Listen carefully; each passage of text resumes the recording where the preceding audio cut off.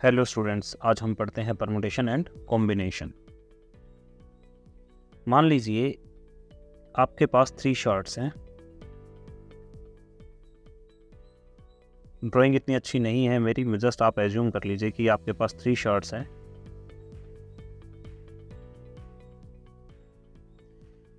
1, 2 and 3।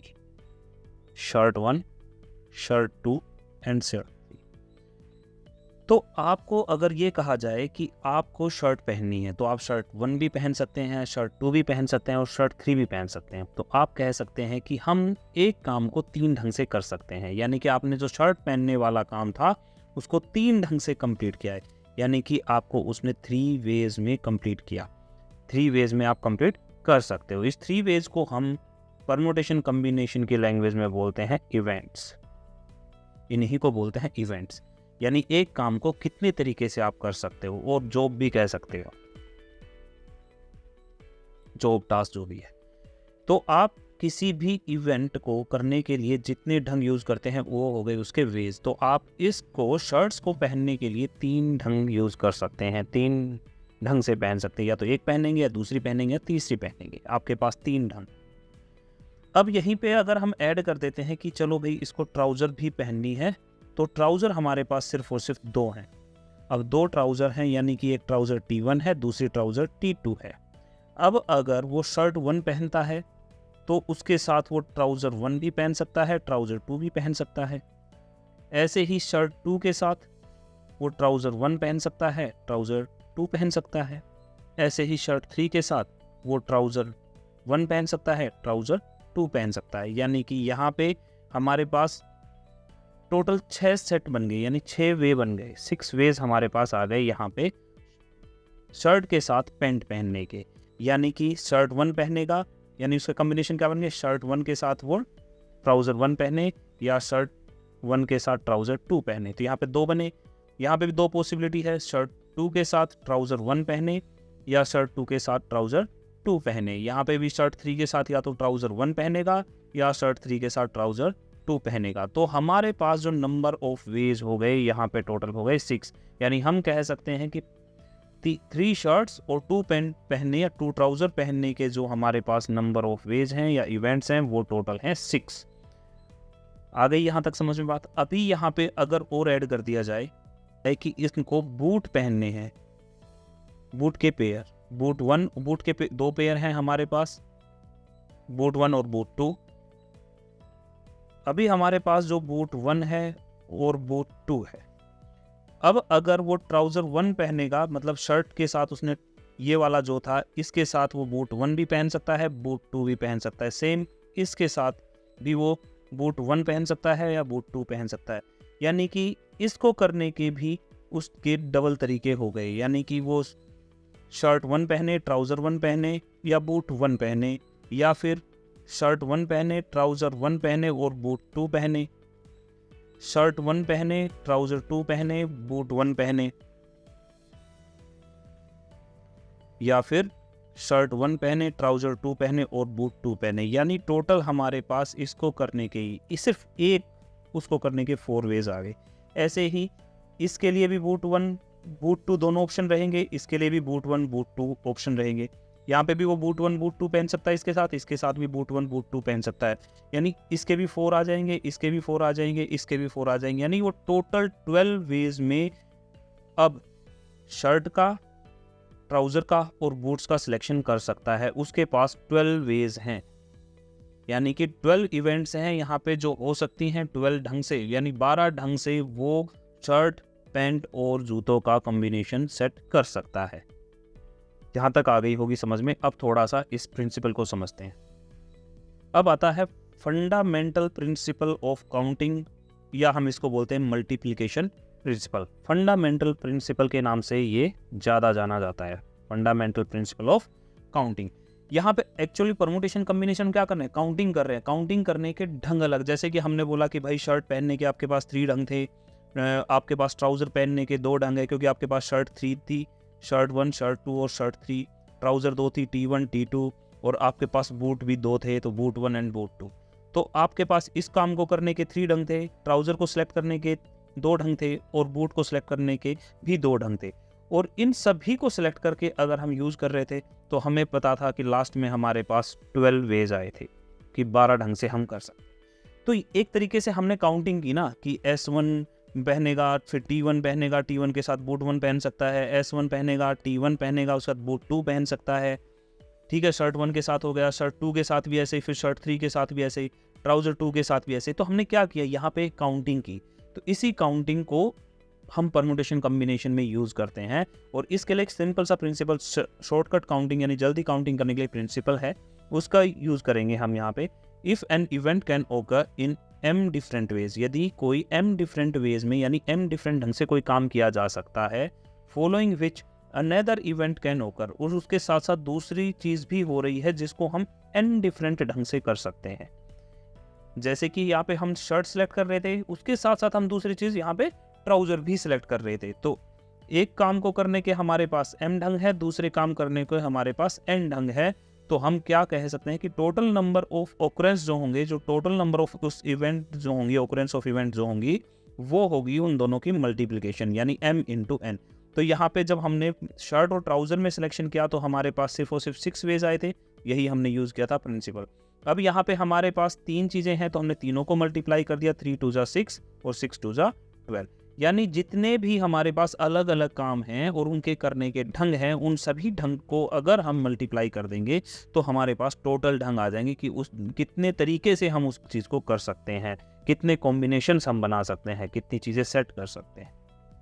चलिए पहला question लेते हैं, हाउ मेनी 3 डिजिट नंबर, हमें 3 डिजिट नंबर बनाना है, can be formed from digits 1 2 3 4 and 5 assuming that repetition, इन चीज़ों पे जरूर ध्यान दें, रिपीटेशन ऑफ डिजिट्स अलाउड, यानी आप एक डिजिट को बार बार यूज़ कर सकते हो। एक 3 डिजिट नंबर बनाना है, हमने भाई 3 डिजिट के लिए हमने एक 3 खाने बना दिए। अब क्या करना है कि भाई इनमें 1 2 3 4 5 इनमें से कोई ना कोई आएगा, तो इस फर्स्ट वाले को फिल करने के लिए हमारे पास कितने ढंग हो गए, कितनी वेज में हम भर सकते हैं उसको, 5 वेज में, या तो 1 आएगा या 2 आएगा या 3 आएगा या 4 आएगा या 5 आएगा। सेम अभी रिपीटेशन हो सकता है तो इनमें भी 5 में से कोई भी आ सकता है और इसमें भी कोई भी 5 में से आ सकता है, यानी कि पहले वाले कॉलम को भरने के लिए भी हमारे पास 5 वेज थे, सेकंड को भी और थर्ड को भी। इसका मतलब हमें क्या पता चला, इसके 5 है, इसके 5 है, इसके 5 है। अभी हमने फंडामेंटल प्रिंसिपल ऑफ काउंटिंग में क्या पढ़ा था कि किसी काम को करने के ढंग और उसके फॉलोड बाई दूसरे काम करने के ढंग, तो जो टोटल ढंग होंगे हम उनकी मल्टीप्लाई करते थे एंड टोटल वेज की हम मल्टीप्लाई कर देते हैं। तो यानी 5 इंटू 5 इंटू 5, और हम यहाँ कह सकते हैं कि 125, टोटल 125 3 डिजिट्स नंबर हम बना सकते हैं विद रिपीटेशन। याद रहे रिपीटेशन के केस में, क्योंकि सारे नंबर वो पांचों के पांचों में से कोई भी यूज किया जा सकता है किसी भी कॉलम के। अब इस क्वेश्चन में क्या कहा गया है कि 3 डिजिट नंबर बनाना है, वही सेम डिजिट है 1 2 3 4 and 5, assuming that repetition of digits not allowed. यहाँ पे क्या बोला है कि रिपीटेशन जो है वो नहीं हो सकता। मान लो हमारे पास ये वही हम कॉलम बना लेते हैं, 3 कॉलम्स हमने बना लिए, यहाँ पे 1 2 3 5 में से कोई एक आ गया, कोई भी हमने एज्यूम कर लिया, मान लो 2 आ गया, तो अब 2 इसमें नहीं आ सकता। अब मान लो यहाँ पे 3 आ गया, तो अब 2 और 3 इनमें से यहाँ पे कोई नहीं आएगा, उसके अलावा जो बच गए उनमें से आएगा। यानी जो इसमें आ गया, जो इसमें आ गया वो इसमें नहीं आएगा, जो इसमें आ गया वो इन दोनों में नहीं आएगा, जो इन दोनों में आ गया वो इसमें नहीं आएगा। आगे बात समझ में? यानी कि पहले वाला सिलेक्शन तो हमें 5 में से एक को छांटना है, तो हमारे पास आ जाएगा कि नंबर ऑफ वेज हम 5, कि हम 5 वेज में एक नंबर को इनमें से निकाल सकते हैं, या तो 1 होगा या 2 होगा या 3 होगा या 4 होगा या 5 होगा। हमने लेट्स सपोज कि वो नंबर 2 है। 2 अब अगर यहाँ से आउट हो गया तो अब हमारे पास बचे या तो 1 आएगा या 3 आएगा या 4 आएगा या 5 आएगा, ओनली 4 नंबर ऑफ वेज बचे। फिर हमने मान लिया कि दूसरे वाले में भाई 3 ने ऑक्यूपाई कर लिया, चलो 3 आ गया। अब हमारे पास सिर्फ 3 डिजिट्स बची हैं, या तो 1 आएगा या 4 आएगा या 5 आएगा। अब हमारे पास इसको भरने के सिर्फ और सिर्फ 3 तरीके बचे हैं। 3 वेज में हम उसको फिल कर सकते। जब हमें पता है कि किसी इवेंट को करने के m ढंग हैं, किसी दूसरी को n ढंग हैं और तीसरी को p q ऐसे है, तो उन सभी इवेंट्स को हम मल्टीप्लाई कर देते हैं, तो हमारे पास टोटल नंबर ऑफ इवेंट्स आ जाते हैं। इसको क्या बोलते हैं? Fundamental principle of counting. तो यहाँ से जो हमारे पास आ गया वो आ गया 60, यानी 60 3 डिजिट्स नंबर हम बना सकते हैं। जो 3 डिजिट नंबर हैं वो 60 बन सकते हैं और जिनमें रिपीटेशन ऑफ डिजिट्स नहीं होगा। How many 3 digit even number, यहाँ पे ध्यान देना, इन्होंने एक कंस्ट्रेंट लगा दिया है, कंस्ट्रेंट मतलब कंडीशन लगा दी है। इन्होंने बोला है कि 3 डिजिट तो बनाना है लेकिन हमें इवन नंबर बनाना है और डिजिट्स हमारे पास है 1 से लेके 6 तक, 1 2 3 4 5 6। तो अब हमें 3 डिजिट नंबर बनाना है, हमने वही 3 कॉलम बना लिए। अब सबसे पहले हम जो काम करते हैं कंस्ट्रेंट पे करते हैं, जो उन्होंने कहा है कि इवन नंबर होना चाहिए। इवन नंबर की कंडीशन हम सबसे पहले फिल करेंगे। इवन नंबर के लिए ये वाला जो यूनिट प्लेस है, या तो इसमें 2 आ सकता है इनमें से, या 4 आ सकता है, या 6 आ सकता है, तभी वो इवन नंबर बनेगा, अदरवाइज। इसके बाद वगैरह if digits can be repeated, इस चीज़ को भी ध्यान दें, डिजिट्स हम रिपीट भी कर सकते हैं। तो सबसे पहले हम इसको भरते हैं यूनिट प्लेस। यूनिट प्लेस में या तो 2 आएगा, या 4 आएगा, या 6 आएगा। अब यहाँ पे यूनिट प्लेस को फिल करने के हमारे पास हो गए नंबर ऑफ वेज 3। अब आती है इसकी बारी। अब इनमें से 6 में से कोई भी आ सकता है। वो बोलता है कि रिपीटेशन अलाउड है, डिजिट का रिपीटेशन, यानी जो 2 4 6 इधर आया था वो इधर आ सकते हैं। तो 1 2 3 4 5 6 में से हम कोई भी यूज कर सकते हैं। तो टोटल नंबर ऑफ वेज, यानी इनमें से 6 में से हमें एक छांटना है, 6 में से 1 लेना है। 1 आउट ऑफ 6 अगर सेलेक्ट करेंगे तो हमारे पास नंबर ऑफ वेज हो जाएंगे 6। सेम यहाँ पे आ जाएगा 6, यहाँ पे भी सेम हम 6 वेज में इसको सिलेक्ट कर सकते हैं। अब हमारे पास किसी ऑकुरेंस को होने के 6 वेज हैं, दूसरी ऑकुरेंस होने के भी 6 वेज हैं, और तीसरी ऑकुरेंस होने के जो है वो 3 हैं। तो टोटल नंबर ऑफ इवेंट्स हमारे पास आ जाएंगे 6 × 6 × 3, यानी कि 108। टोटल 108 3 डिजिट इवन नंबर्स हम बना सकते हैं। इसी तरह से मान लो यहाँ पे इवन की बजाय उसने बोला होता ओड। अगर ओड बोला होता तो हम क्या करते? 3 डिजिट नंबर बनाते। यहाँ पे हमारे पास क्या क्या आ सकता है? या तो 1 आ सकता है, या 3 आ सकता है, या 5 आ सकता है। यही आएंगे तो ही हमारा नंबर ओड होगा। तो यहाँ पे फिर वही 3 चांसेस हैं। अब यहाँ पे आउट ऑफ 6 में से 6 लेने हैं, यहाँ पे भी 6 लेना है। तो हमारे पास जो टोटल नंबर ऑफ इवेंट हो जाएगा 6 × 6 × 3, हमारे पास वही 108 डिजिट्स जो हैं 3 डिजिट नंबर बनेंगे और वो ओड नंबर बनेंगे। अब हम मान लेते हैं कि यहाँ पे लगा है कि नोट, कि जो डिजिट्स हैं वो रिपीट नहीं हो सकती। डिजिट्स अगर रिपीट नहीं हो सकती तो हमें पता है कि भाई एक तो ओड नंबर है, तो ये तो 3 वेज ही रहेंगे। अब 135 में से कोई आउट हो जाएगा, या तो 1 आउट हो जाएगा, या 3 आउट हो जाएगा, या 5 हो जाएगा। अगर कोई भी एक आउट हो गया, मान लो यहाँ पे 1 आ गया, तो उसके अलावा 5 डिजिट्स बचे, तो अगला जो प्लेस है वो 5 वेज में हम फिल कर सकते हैं, क्योंकि उसके अलावा 5 बचे। अब वो 3 5 कुछ भी हो सकता है, 2 4 6 भी हो सकता है। मान लो यहाँ पे नेक्स्ट जो नंबर आ गया वो 4 आ गया, इस जगह पे 4 आ गया, तो अब 4 भी नहीं आ सकता, 1 पहले में चला गया, तो उसके अलावा टोटल 4 बचे हैं। अब 4 में से कोई एक आएगा। जो टोटल नंबर ऑफ वेज होंगे हमारे पास 4 × 5 × 3, यानी कि 60 वेज होंगे किस चीज के? 3 डिजिट ओड नंबर बनाने के, जब हम किसी डिजिट का रिपीटेशन ना करें। How many 4 letter code? 4 letter code हमें बनाना है 10 लेटर्स ऑफ इंग्लिश अल्फ़ाबेट, यानी कि इंग्लिश अल्फ़ाबेट के 10 लेटर्स लेने हैं। मान लिया हमने ABCD EF, ये हमारे मान लो 10 अल्फ़ाबेट, ठीक है। अभी हमें 4 अल्फ़ाबेट से कोड बनाना है, वही हम 4 कॉलम बना लेते हैं। हमें क्या करना है? No letter can be repeated, कोई भी लेटर रिपीट नहीं होगा।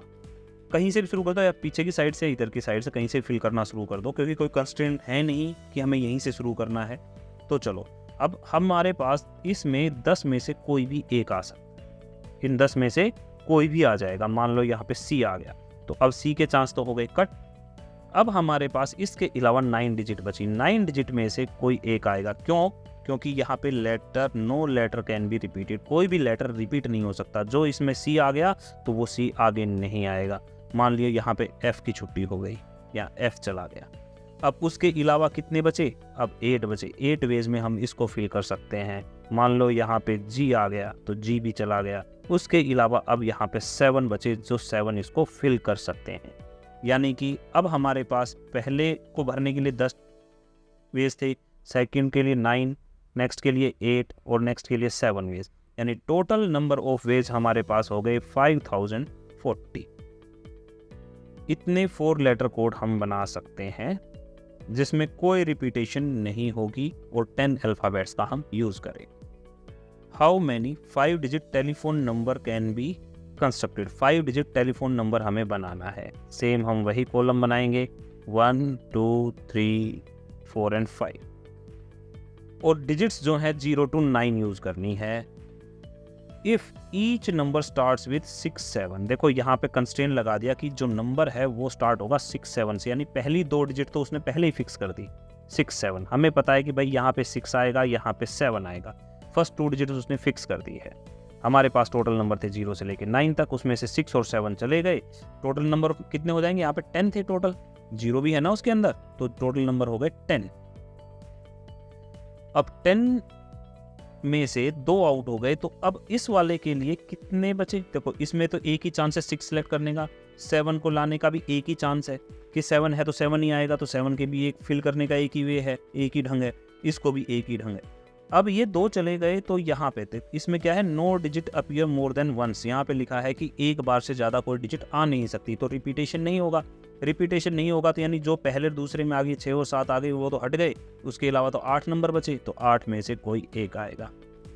अब 8 में से कोई एक आ गया तो अगले वाले में 7 आएगा, क्योंकि वो जो इसमें आ गया, मान लो इसमें 3 आ गया तो 3 अब इसमें नहीं आ सकता, तो अब इसके लिए बाकी जो बचे 7 उनमें से कोई आएगा। मान लो इसमें 9 आ गया तो अब जो बचे उसके अलावा उनमें से कोई आएगा, वो 6 डिजिट बची। तो अब हमारे पास टोटल नंबर ऑफ वेज क्या हो जाएंगे? 1 × 1 × 8 × 7 × 6, यानी कि हमारे पास 5 डिजिट टेलीफोन नंबर बनाने के जो 0 से 9 डिजिट हम यूज करेंगे और 6 7 से स्टार्ट होंगे, वो नंबर हमारे पास हो जाएंगे 336। इस क्वेश्चन में थोड़ा सा चेंज करते हैं। मान लो ये कंडीशन नहीं है, ये कंडीशन नहीं है इसमें। अब यहाँ से यहाँ तक कोई कंडीशन नहीं है। अब हमारे पास है how many 5 digit telephone number can be constructed using the digit 0 to 9 and no digit appear more than once. अब हमें एक 5 डिजिट का नंबर बनाना है, 5 डिजिट का नंबर बनाना है, 0 से 9 का यूज करना है। ओके, अभी इसको बनाने के लिए देखो अपना दिमाग लगाओ कि अगर 5 डिजिट नंबर बनाना है तो भाई जो हमारे पास ये वाला प्लेस है इस पे 0 नहीं आ सकता। अगर इस पे 0 आ गया तो 4 डिजिट नंबर रह जाएगा। इस नंबर में 0 भी है ना, तो अगर 0 हमने यहाँ पे लिख दिया तो भाई ये तो 4 डिजिट नंबर ही रह जाएगा। तो भाई ये चीज़ तो हो नहीं सकती। तो क्या है कि यहाँ पे एक कंस्ट्रेंट लगा हुआ है कि यहाँ पे 0 नहीं आ सकता। 0 नहीं आ सकता तो 0 के अलावा चीज़ें आ सकती हैं। यानी कि इस चीज़ को फिल करने के हमारे पास 9 वेज हैं, यानी 1 to 9, 1 से लेके 9 तक कोई भी आ सकता है। अब मान लो यहाँ पे हमने कोई भी एक नंबर रख दिया, मान लो 3 रख दिया, यहाँ पे फर्स्ट प्लेस पे 3 नंबर आ गया, तो अब उसके अलावा 9 डिजिट्स बचे, तो यहाँ पे उन 9 में से कोई एक आएगा। अब मान लो 2 आ गया तो फिर 8 डिजिट बचे, फिर 7 बचे और 6 बचे, यानी कि टोटल नंबर ऑफ ऑकरेंस जो हो जाएगा 9 × 9 × 8 × 7 × 6। अब इनकी आप मल्टीप्लाई करके और आंसर हमें कमेंट सेक्शन में बताना। A coin is tossed 3 times and outcomes are recorded. एक कॉइन को 3 times टॉस किया गया और आउटकम को रिकॉर्ड किया गया। How many possible outcomes are there? हमने कॉइन को फर्स्ट टाइम टॉस किया, सेकंड टाइम टॉस किया और third time toss. First time ने टॉस किया या तो हेड आएगा या टेल आएगा। अब सेकंड वाला जो आएगा उसमें हेड के साथ हेड भी आ सकता है, हेड के साथ टेल भी आ सकता है, सेम इसके साथ हेड आ सकता है, टेल आ सकता है। पहले वाले पे हेड आया, दूसरे वाले पे भी हेड आया। पहले वाले पे हेड आया, दूसरे वाले पे टेल आया, पहले वाले पे टेल आया, दूसरे वाले पे हेड आया, इस पे टेल आया, इस पे टेल आया। सेम इसी तरीके से यहाँ पे भी इस वाले कॉम्बिनेशन को बढ़ाते हैं। इसके साथ हेड भी आ सकता है, इसके साथ टेल आ सकता है, इसके साथ भी हेड आ सकता है, इसके साथ भी टेल आ सकता है, इसके साथ हेड, इसके साथ टेल, इसके साथ हेड और इसके साथ टेल। हेड हेड हेड आया, हेड हेड टेल आया, हेड हेड टेल टेल आया, हेड टेल हेड आया। तो ऐसे करके कॉम्बिनेशन जो बनेंगे, इस वाले के लिए 4 बन गए, ऐसे इस वाले के लिए 4 बनेंगे। टोटल हम 8 वेज में कर सकते हैं। अब देखो उसको क्या था, पहला कॉइन आप जंप कराओगे तो उसको आने के आउटकम आने के 2 वेज हैं, या तो हेड आएगा या टेल आएगा। सेकंड वाले के भी 2 वेज हैं, या तो हेड आएगा या टेल आएगा। और थर्ड वाले के भी 2 वेज। हमने क्या सीखा था फंडामेंटल प्रिंसिपल, इनकी मल्टीप्लाई कर देंगे तो हमारे पास टोटल 8 वेज आ जाएंगे। Given 5 flags of different colour, 5 flags and different colour के how many different signal can be generated if each signal required use 2 flag. और वो जो सिग्नल है वो 2 फ्लैग को यूज करके बनेगा, 1 बिलो द अदर। यानी कि यहाँ पे हमें सिग्नल बनाना है, एक कलर ऊपर यूज करना है, एक कलर नीचे यूज करना है, और हमारे पास 5 कलर्स के डिफरेंट फ्लैग है। मान लो पहले वाला हमारे पास रेड है,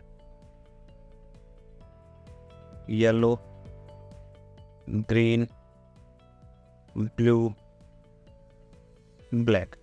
हमारे पास 5 कलर्स हैं और उन्हीं का यूज़ करके, इन 5 का यूज़ करके हमें एक सिग्नल तैयार करना है। अब 5 में से कोई एक कलर हमारा यहाँ पे आ जाएगा, चाहे आप नीचे वाला पहले फिल कर लो या ऊपर वाला। अब 5 में से मान लो नीचे वाले में हमारे पास ब्लैक कलर आ गया, तो इसको फिल करने के हमारे पास कितने वेज थे, 5 वेज थे। 5 में से कोई भी एक इसमें आएगा तो इसको फिल करने के 5 वेज हो गए हमारे पास। या तो ब्लैक आएगा, या ब्लू आएगा, या ये ग्रीन आएगा, या येलो आएगा, या रेड आएगा। अब ऊपर वाले को भरने के, अब ये तो हट गया, तो उसके अलावा 4 वेज बचे, इनमें से कोई भी आ सकता है। तो टोटल नंबर ऑफ इवेंट्स हैं वो हमारे पास आएंगे 5 × 4 = 20। इसने यहाँ पे देखो एक चीज़ ध्यान देना, यहाँ पे रिपीट नोट रिपीट यूज़ नहीं किया, लेकिन उसने कहा कि आपके पास 5 फ्लैग ही हैं और फ्लैग में 2 फ्लैग यूज़ करने, अगर आपने एक यूज़ कर दिया तो आपके पास इसका तो चांसेस खत्म हो गए, यानी रिपीट ही नहीं हो सकता। ये अपने आप ही अंडरस्टूड है। तो इसके अलावा आपको यहाँ पे 4 में से ही कोई एक सिलेक्ट करना है, तो तभी आप सिग्नल बना पाओगे 5 × 4। आगे बात समझ में ये है। उम्मीद करता हूँ कोई वीडियो अच्छा लगा होगा। लाइक सब्सक्राइब करना ना भूलें, अपने दोस्तों के साथ जरूर शेयर करें। Thank you for watching the video, take care, happy learning.